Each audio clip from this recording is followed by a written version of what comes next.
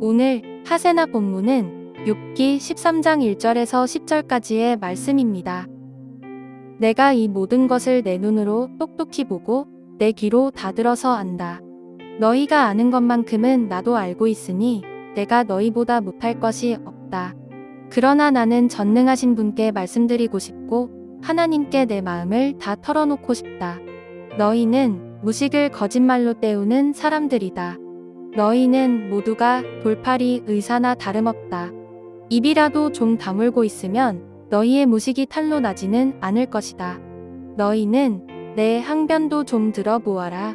내가 내 사정을 호소하는 동안 귀를 좀 기울여 주어라. 너희는 왜 허튼 소리를 하느냐? 너희는 하나님을 위한다는 것을 빌미 삼아 알맹이도 없는 말을 하느냐? 법정에서 하나님을 변호할 셈이냐? 하나님을 변호하려고 논쟁을 할 셈이냐? 하나님이 너희를 자세히 조사하셔도 좋겠느냐?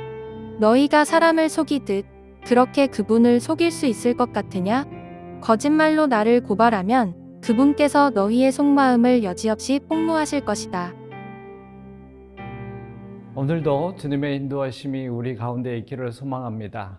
오늘 읽은 본문도 욥의 세 친구 중 한 사람인 나아만 사람 소발의 주장에 대한 욥의 답변에 관한 내용입니다. 소발의 주장은 욥의 다른 친구였던 엘리바스나 빌닷의 주장의 내용과 크게 다르지 않았습니다.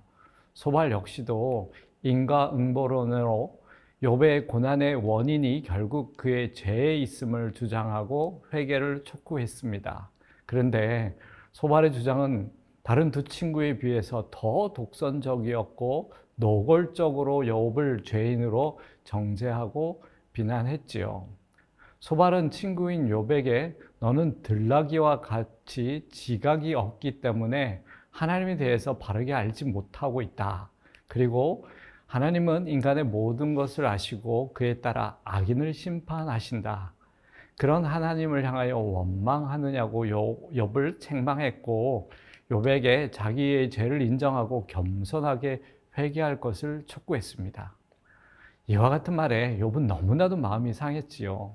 그래서 소발의 주장으로부터 시작된 이번 변론이었지만 이제는 소발 한 사람만을 위한 변론이 아니라 세 친구 모두를 향해 욥은 말하고 있는 것입니다.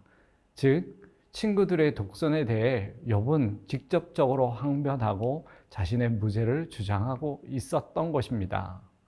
2절을 보면 욥은 너희가 아는 것만큼 나도 잘 알고 있다고, 또 내가 너희보다 못할 것이 없다라고 말을 하고 있습니다.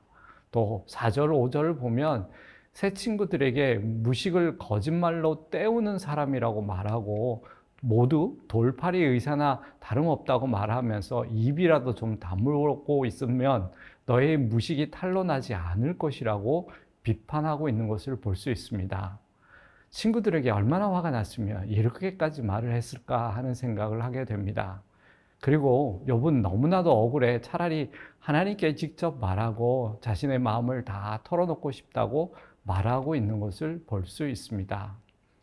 여러분, 욥과 세 친구들의 주장과 변론을 계속 읽고 듣다 보면 어떤 생각과 마음이 드십니까? 이 사람들 왜 이러나? 서로 친구가 맞나? 위로로 시작된 말은 어느덧 말싸움을 넘어 서로 자존심 싸움을 하는 것 같습니다. 서로 지혜롭다고 말로 논쟁하는 것 같습니다. 또요, 서로 신앙심이 좋다고 논쟁하는 것 같습니다. 또 하나님을 높인다는 이유를 서로를 무시하고 있는 것 같은 생각을 저버릴 수 없습니다. 정말 서로 친구인 게 맞나요? 사람들은 종종 누군가로 위로하려 할 때 정답 같은 말을 던집니다. 그러나 말이 많다고 꼭 지혜로운 것도 아닙니다. 욥과 친구들 간의 대화를 보면 한 가지 공통되는 사실이 있습니다. 그것은 서로가 말이 많다고 핀잔을 주고 따지고 있다는 것입니다.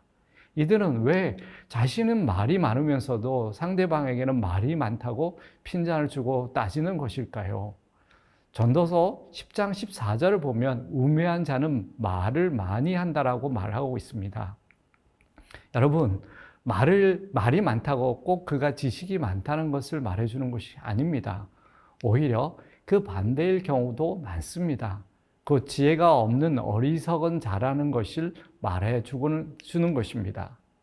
우리가 교회에서나 세상에서도 말이 많은 사람들로 인해 문제가 많이 생기는 경우를 종종 보게 됩니다.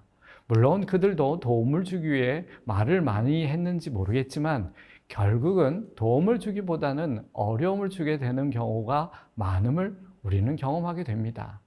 처음에는 그런 마음이 아니었겠지만 점점 욥의 새 친구들과 같이 자기의 지식과 지혜, 똑똑함을 자랑하는 마음이 생기게 되고 결국은 상대방을 배려하지 않게 되는 경우가 많기 때문입니다. 여러분, 잠언서 11장 12절을 보면 지혜 없는 자는 그의 이웃을 멸시하나 명철한 자는 잠잠하느니라 라고 말하고 있습니다. 꼭 욥과 새 친구들을 두고 하는 말 같습니다. 우리 모두 하고 싶은 많은 말들이 있을 것입니다. 하지만 말을 줄이는 것도 인내 중 하나입니다. 그리스도인인 우리는 인내의 열매를 맺기 위해 말을 참는 지혜로움도 필요함을 생각하고 실천하는 그런 하루가 되기를 소망합니다. 오늘의 아시조는 대중교통을 이용하는 것입니다. 조금 불편할 수 있겠지만 우리의 불편함을 통해 우리가 살아가는 지구를 조금 더 지킬 수 있다면 불편함을 감당해 보면 어떨까요? 오늘의 아시죠? 함께 하시죠.